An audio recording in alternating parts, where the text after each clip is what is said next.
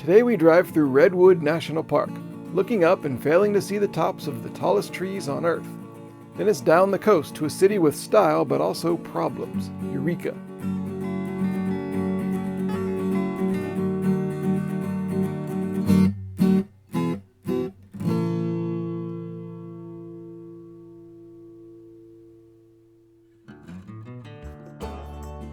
Oregon was great, but it's time to leave. Back down south and back into California. This is the third time we've entered this state on this trip, and it's the first time we've seen a California welcome sign. The first was in the airport in LA, and the second was a road from Nevada into Death Valley. Finally I get my photos.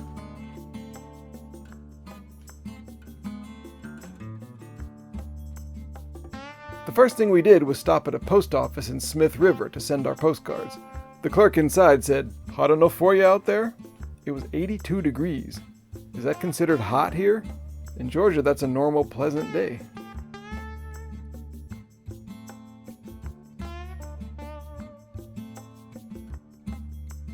A while later, down in Crescent City, we drove around trying to find the park headquarters. Looks more like a medical center than a national park site, but the staff was friendly. I asked a ranger inside about my access pass. I've been a little nervous about it ever since I got it in Joshua Tree, wondering if type 1 diabetes is really an acceptable reason to have it. She said the cards are basically given out on the honor system and that the National Park Service just wants people to visit the parks, and so they're happy I'm just using mine. I felt better about it. Thanks, Hopalong. The park brochure, by the way, is especially informative. It has maybe the most text I've seen on one. They're obviously pleased with it too. They even feature it on their website, as they should. The super moist and foggy climate of the Northern California coast is what allows redwood trees to grow so tall, and the national park includes both groves of trees and sweeping beaches and coast.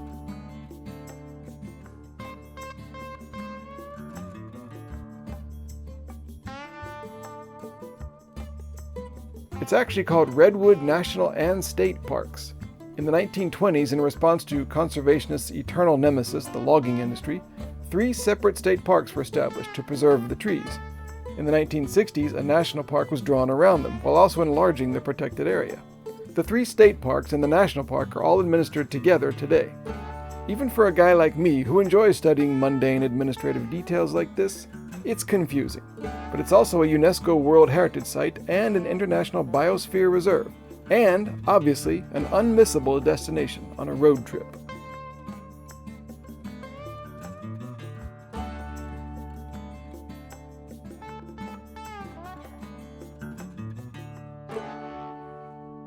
Actually, it didn't get really good until we left Highway 101 and took the Newton P. Drury Scenic Parkway. Drury was an early NPS director who was key in protecting these trees.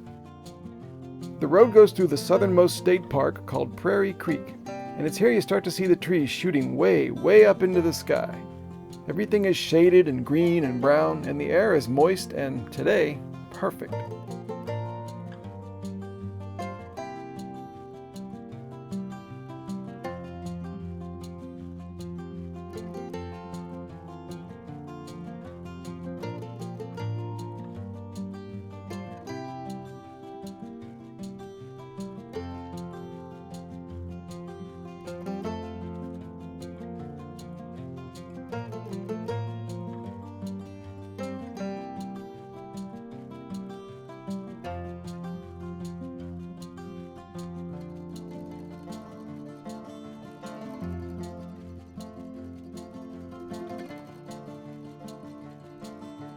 Energized by these incredible surroundings, we found a great spot for a picnic lunch and yet another scenic blood sugar check.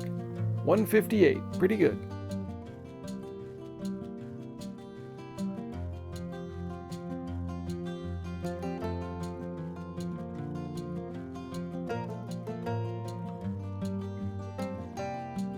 After a quick look at the Prairie Creek Visitor Center and its displays about FDR's Civilian Conservation Corps, we went on our first significant hike since the unpleasantness back in Utah, a 2-mile loop through a stunning forest to something called, with perfect appropriateness, Big Tree. The hike there was the point though, not necessarily that tree. All redwoods are impressive, up to 2,000 years old with bark up to 1 foot thick.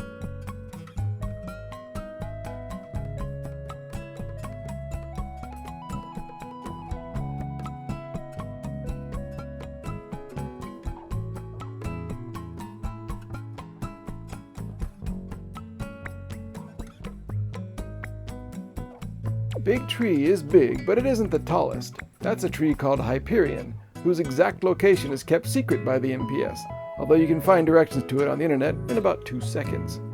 We didn't disturb Hyperion, which is in the south part of the park, a few miles from the highway. But just so you know, it was only discovered in 2006 and is 379 feet tall, over 100 feet taller than General Sherman in Sequoia.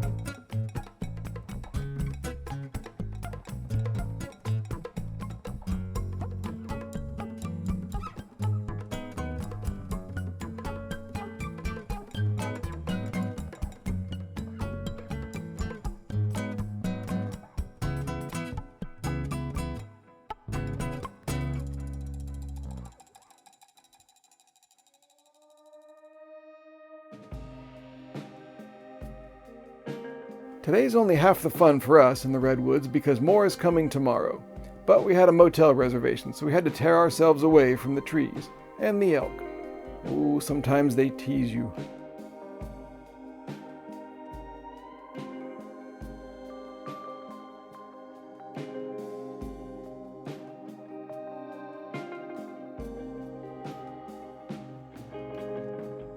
Actually, before exiting the park down US 101, we stopped at the Thomas H. Kuchel Visitor Center. I chatted with a ranger there who said that a certain mass of 3 redwood trees that share a single trunk was being evaluated to see if it is bigger than General Sherman. And with that, we drove a little further down the coast towards the city of Eureka.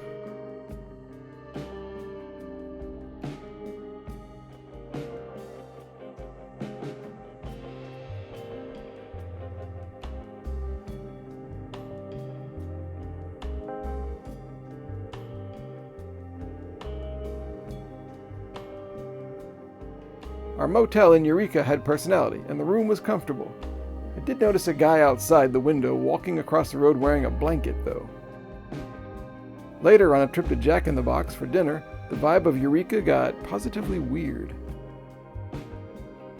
On one back road, a guy with 2 skateboards, way overdressed in a heavy coat, scooted by as a woman in a car with a flat tire put her face in her hand beside a wheelchair. Then in the drive-thru there was some mysterious roadside meeting as we waited for our hamburgers.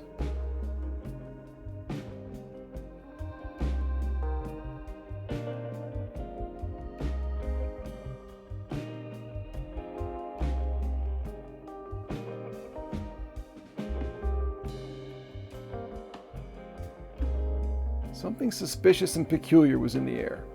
We drove around a few more back streets to take a look at Eureka. It seemed quaint and I liked the houses, but I was regarding everyone I saw with greater scrutiny, probably unfairly. Later I researched the town, which I'd chosen because of its spot on the map. The city is named for the excited shout of gold miners, and Eureka is also the California state motto. It turns out, though, Eureka has been overcome by homelessness and heroin and meth addiction for several years, especially in the area around Jack in the Box, down the street from our motel. Nobody really knows what to do, though there are programs and initiatives to help. Eureka is the biggest city between San Francisco and Portland, in a spectacular location on the coast by Humboldt Bay. I hope it can continue recovering its health and reputation. As for us, the townhouse motel was cozy and felt safe, so we rested up for more giant trees to come.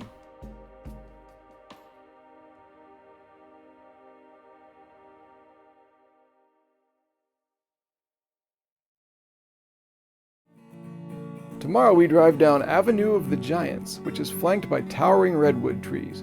We finish the day in a town called Fort Bragg as the famous California fog rolls in.